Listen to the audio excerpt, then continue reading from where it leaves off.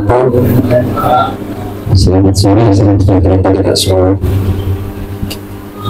Ada beberapa perubahan yang kemudian hadir terkait tentang peraturan Menteri Nomor 28 Tahun 2023 serta peraturan pemerintah Nomor 11 kalau tidak salah. Ini tidak linear atau bertolak belakang dengan Undang-Undang Dasar Pasal 33 Ayat 3. Bagaimana pasal 33 ayat 3 itu menyatakan bahwa bumi, air dan isinya itu dimanfaatkan seutuhnya, sebesar-besarnya untuk kepentingan rakyat.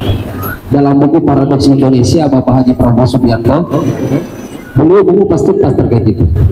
Bagaimana kekayaan alam ini harus dinikmati betul oleh rakyat Indonesia. Ada beberapa contoh kebijakan-kebijakan yang kemudian dikeluarkan oleh beliau, belum 100 hari kerja, tapi sampai hari ini itu bermanfaat untuk masyarakat. Bukan hanya terkait tentang kebijakan yang baru, tetapi ketika ada kebijakan yang lama itu direvisi oleh beliau.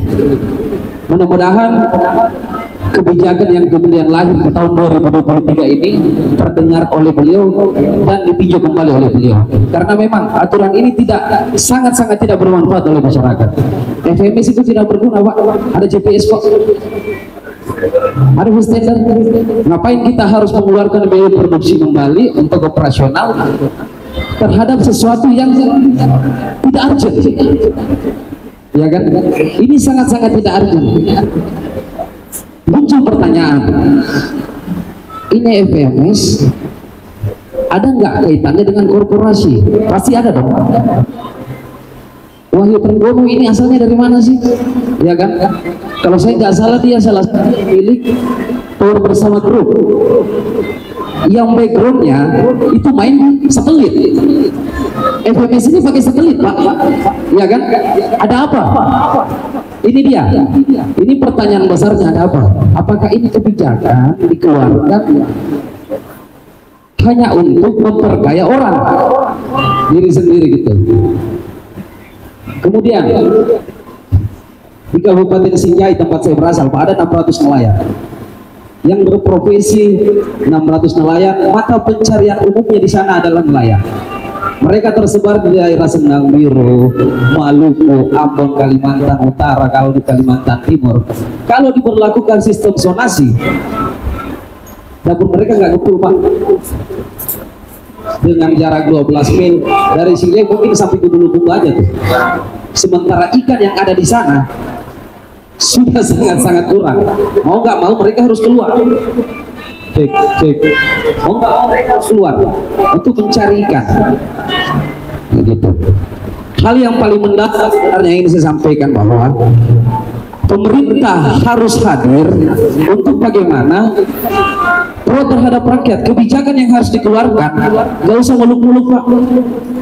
Mana ada kapal yang berlayar tidak memakai solar, ya kan? SPBN yang hadir hari ini itu hanya 40 sampai 220 KL per bulannya, sementara satu nelayan itu membutuhkan 250 KL per bulannya. Mana peraturan yang ribet? Harusnya ini dulu yang dibenahi. Bagaimana sistem energi ini rujukan untuk karena instansi itu mungkin yang mengeluarkan terkait tentang SPBN.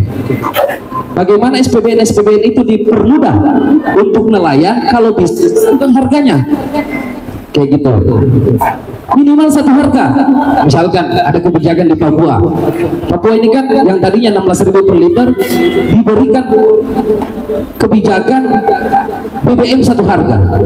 Kenapa tidak untuk nelayan? BBM satu harga, SPBN diperbanyak, kemudian BBM satu harga dipergunakan. Bayangkan saja loh, Mahula Solar kita belinya 6.000 sekian subsidi kan. Kalau hanya kuotanya tidak mencukupi, gimana caranya kita melaut? Ya mau nggak mau kita harus beli dengan harga yang mahal. Ditambah lagi kebijakan FMS, selesai di barang, Pak. Pungutan daerah enggak kembali modal. Gimana kiranya kalau misalkan nelayan serentak untuk tidak melakukan aktivitas nelayan, tidak jalan makan sehat produksi, ya kan? Enggak ada ikan. Oke lah di misalkan di daerah pegunungan menunya ayam, tetapi di daerah perairan kelautan, sementara kita negara maritim loh. Ada 300 kabupaten yang makanannya itu harus ikan. Nah kalau nelayan tidak melaut, nggak jalan programnya Bapak. Seperti itu. Jadi satu kebijakan dengan kementerian ke kementerian yang lain itu harus sinkron, mulai dari energinya, jangan sampai lagi banyak, mulai dari energinya yang harus kita benahi betul. FMS sampai hari ini saya bilang tidak ada gunanya, sangat mempersulit 15 juta sampai 18 juta untuk biaya FMS itu. Sementara ini bukan hal yang urgent. Seandainya dengan hadirnya FMS kemudian tangkapan ikan nelayan itu meningkat, oke, gak ada masalah dong. Tapi kalau hanya untuk mendeteksi keberadaan kapal nelayan Indonesia Pak, tanpa itu pun mereka sudah paham. Apalagi di daerah-daerah Sulawesi Selatan yang kita bilang mau ada mesin ataupun mau ada GPS ataupun tidak ada GPS, mereka pergi mereka pulang kok tanpa harus adanya GPS, karena ilmu dari nenek moyang itu.